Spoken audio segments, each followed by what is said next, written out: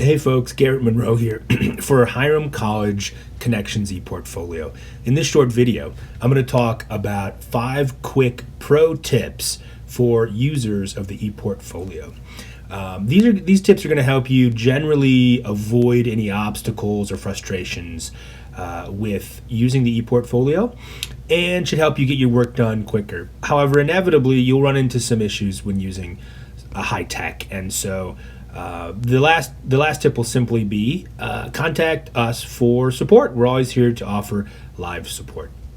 So I want to show you guys the first quick tip for using the ePortfolio. Before I even get to the ePortfolio, I want to make sure I'm using the Chrome browser. You can see down here in my toolbar the Google Chrome web browser. Now that's an app you're going to need to install on your iPad Pro. You can download it from the App Store or indeed from self-service. So a lot of people end up accessing, they don't even realize this, they end up by default using Safari, which might give you an error, it might not work.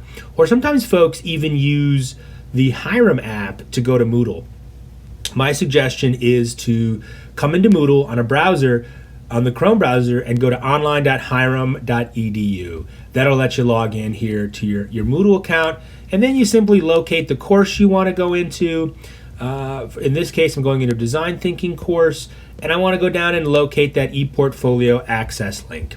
Should look like a green blob here. Should say something like ePortfolio access. And I often put use Chrome browser in the actual title. So that's the first pro tip. Make sure you're using Chrome to avoid any issues. A part of that is going to be to make sure that your iPad is up to date. Sometimes we see issues. Here under settings, you can check whether or not your device is up to date. So if you go to settings, then general, look at software update, and you can see if your iPad is fully up to date. You can see mine is tinkering around with an update now. So sometimes errors are produced with accessing your ePortfolio if your device isn't fully up to date. So what I've done now is I've gone through Moodle, and then I've clicked on the ePortfolio link, and here I am in the browser ePortfolio. Now I can go down through here and access my ePortfolios. If you haven't created one yet, you click the green button, and there's a separate video for how to do that. Once your ePortfolio is created, however, you can tap on it here. So I can get into the ePortfolio system. And basically what the ePortfolio is, as we said before, it's basically a web builder, a website builder with some extra functionality. The second big tip here is to note this yellow bar, this yellow banner at the top of the screen. Anytime you make edits, it's going to give you this notification to publish changes. I'm tapping it now. Anytime you see that, you want to hit it. And that makes it so that whoever might visit, especially your instructors, mentors, or peers, can see the changes you've made. So if I come down here and I edit the About Me page, maybe I want to add a period here or some other minor correction. It should give me a prompt now to, again, hit Publish Changes. So that change isn't going to appear until I click Publish Changes.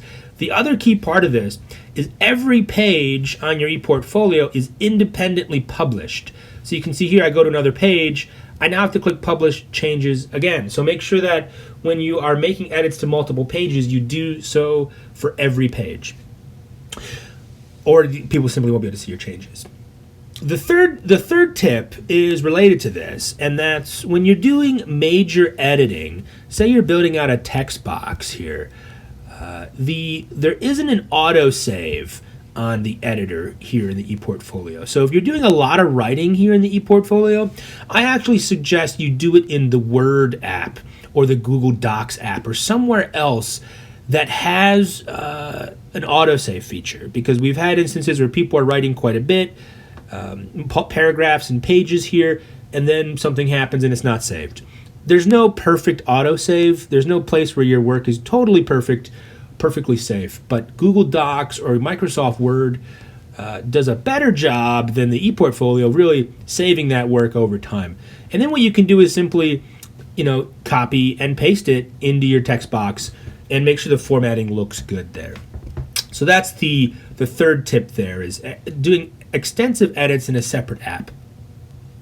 The fourth tip is to visit and comment on each other's work. So if I go back to my design thinking ePortfolio page, I can see all my peers, my students, and my co-instructor here, Professor Ryan's ePortfolio. So I can go and visit their sites. This is a major part of doing ePortfolios. You can see what other people have to say. You can see what their work is like, what their responses have been, who they are, which is especially important as we're in this pandemic, or maybe you're learning online. It's difficult to get a sense of somebody or your community when you're not always able to be there in person, and so this allows you to quickly get over that sort of social interaction and get into the really good stuff, the interesting questions of inquiry and learning skills. And so here I am visiting Professor Ryan's page, and once I'm here, I can read about his work, I can see what he's done, and I can even leave a comment. So down here in the bottom right,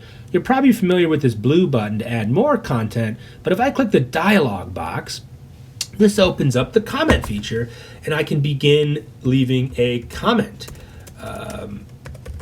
Love the psychographic design element. And now, in addition to, once you start typing, it allows you this additional feature to select.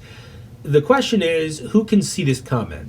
The default is going to be just the admin, which means just the owner of the page. So in this case, it's just Professor Ryan. If I want to have a private conversation with him, I can just check that, and then I can click send. And then he'll get an email notification saying, hey, somebody left a comment. Here's how you respond. Now, if you want everybody who can see his page, I'm going to click Viewer, and that means that anybody in this course, design thinking, as it were, can see this comment and participate in that conversation. I can just click Send to do that. Now, I don't want to actually go ahead and launch that comment now. So make sure you're utilizing the social feature of ePortfolio. It's really powerful, especially if you're doing coursework, and you can visit each other's sites there.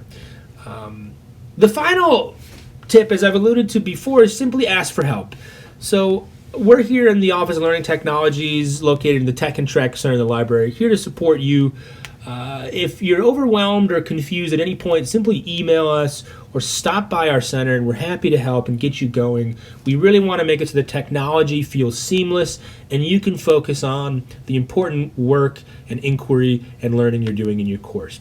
Thank you so much for tuning in, and I will see you in the course.